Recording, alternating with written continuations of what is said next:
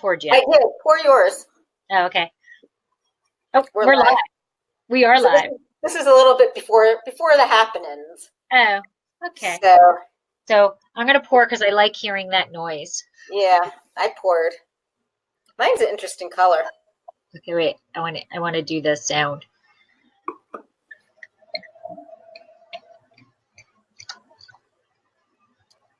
It wasn't a very good sounding pour, but it is tiny. Mine had a lot of froth. Yeah. Lots and lots. Mine's good, and I don't know if it's my light, but we'll go into it. It's got like a rosé-ish, like a slightly pinkish tint, and I have no idea what the grapes are because I can't find out what it says, what kind of grapes are. Yeah, I was able to find all of that. So maybe if somebody from Denby is shows up. All right. Well, why don't we start? It is 8 o'clock, so we are live right now, and welcome to Winephabet Street. Welcome. Yay! This was a tough one.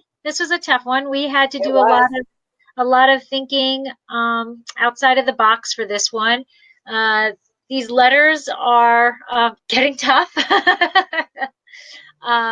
But we had initially were thinking of doing Umbria, but we've really done a lot of Italy and whatever. So I was really trying to strive, and I wanted to do UK bubbles, and then we weren't going to do UK bubbles, and then we are going to do UK bubbles. So I'm very, very happy. I'm very happy.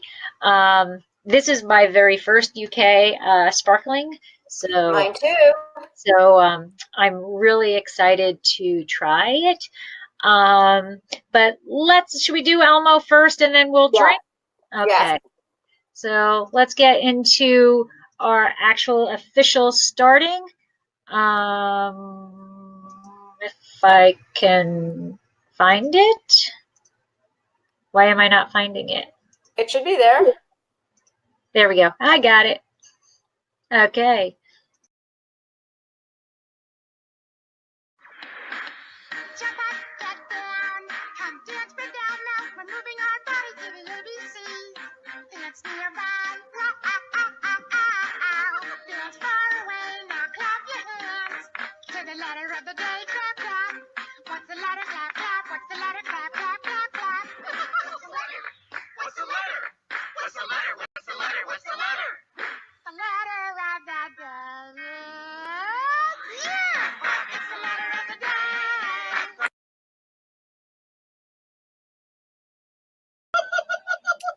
Elmo is very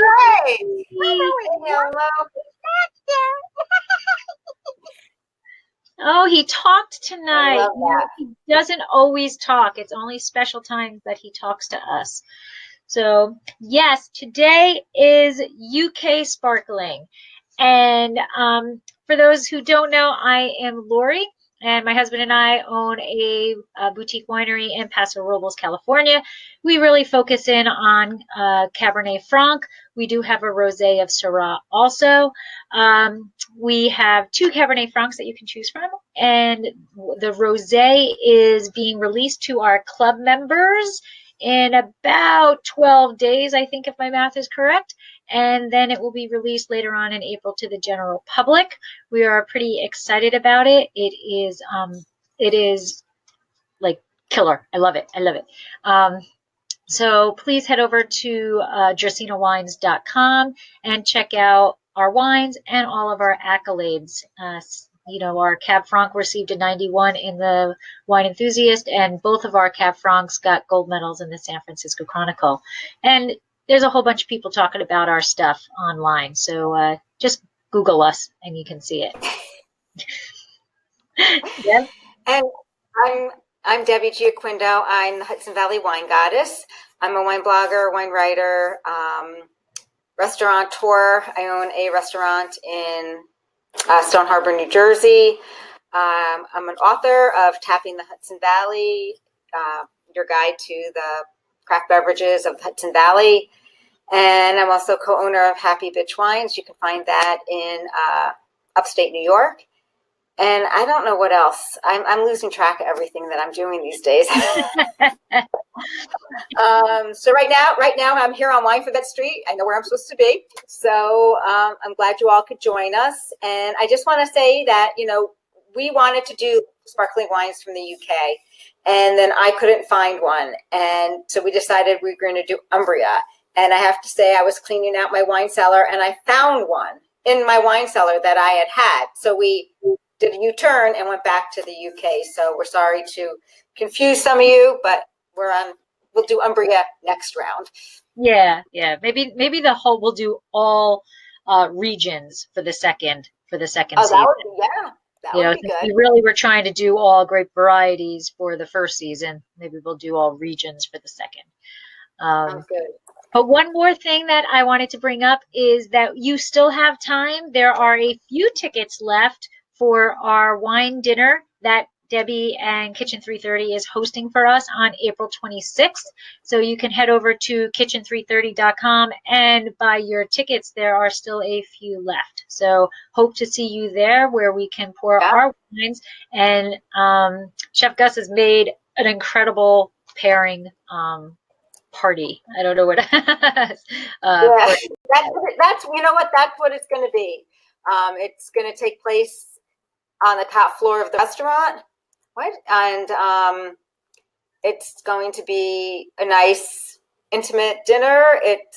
We're down, I think there's only 6 slots left, so awesome. So get your reservations. Yeah, get your reservations. Come taste our wine and the amazing food that is being paired with it. So you know what time it is, Deb. Yep. I'm dying here. I'm dying. So, okay, hold on a sec. I'm trying to get this out on Facebook as we're doing this. I'm double doing it, but okay. Okay, here we go. We cheated. We poured. We opened. We did not saber. We did not saber. Slancha. Slancha.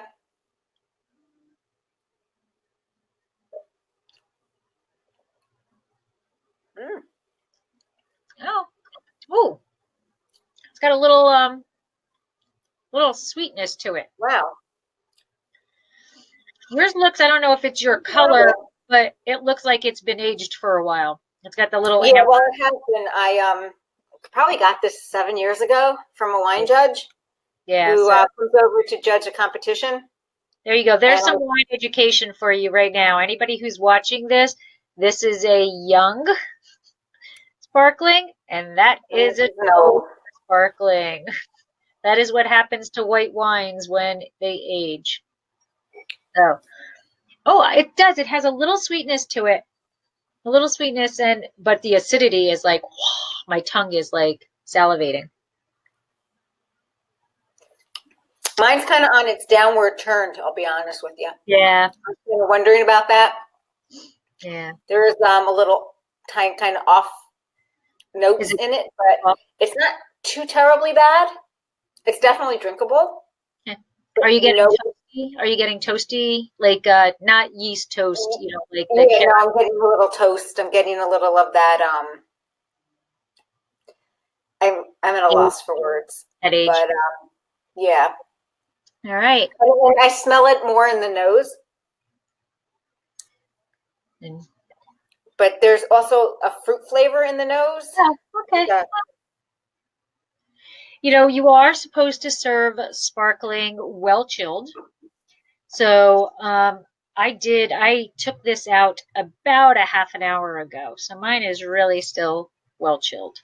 So it'll be interesting to see what it evolves into when it warms up just a little bit. Michael, thank you for joining us on No UK Sparkling in the entire northern portion of the state of California. It is not easy to come by at all. I have to give a huge shout out to Jessica Shinnick of Stu Leonard's in Farmingdale, because she got this bottle for me and it was the last bottle they had in that store. So she pulled it off the shelf and she held on to it for me.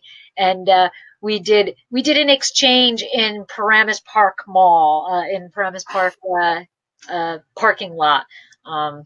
So thank you, Jessica. I appreciate it so much. I appreciate that you grabbed that for me. But so why don't we get started talking about the history of UK sparkling? Okay, hold on a sec. I'm trying to do two things at once. Ready, slide.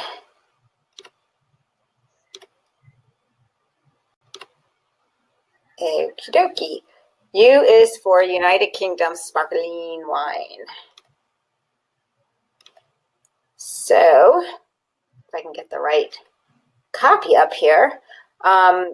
You know, they've been making wine in the UK for quite a number of years. In fact, the British have been making it for over 350 years. However, not from grapes grown in the UK. And there's really no clear data to know when the first sparkling wine was produced in the UK or in England from grapes that were grown there. So they used to, you know, import them from across. I have some information about that. Oh, you did? You found that? I did. Go ahead, interject. Well, I'll do it when I get to mine because I don't exactly know where it is in my notes. Okay. But they have pinpointed it to a specific person who was the first to plant them. Okay, so I might have that in mind. So let's see here. So it is noted that Christopher Merritt, who is an English scientist and physician, in 1662 said that adding sugar before bottling could sparkle any wine. So that was, I think, the whole start of how the English decided to make their wine sparkle. Then in the Honorable Charles Hamilton, he owned a place called Painshill Place between 1741 and 1779, and he planted a vineyard and grew Pied Rouge, Muscat Blanc, Muscat Rouge, Gillian Blanc, and Savoy. And he employed a French Huguenot refugee named David Genste to take care of the vineyard and make the wine. And in 1754, David wrote to a sister in Bordeaux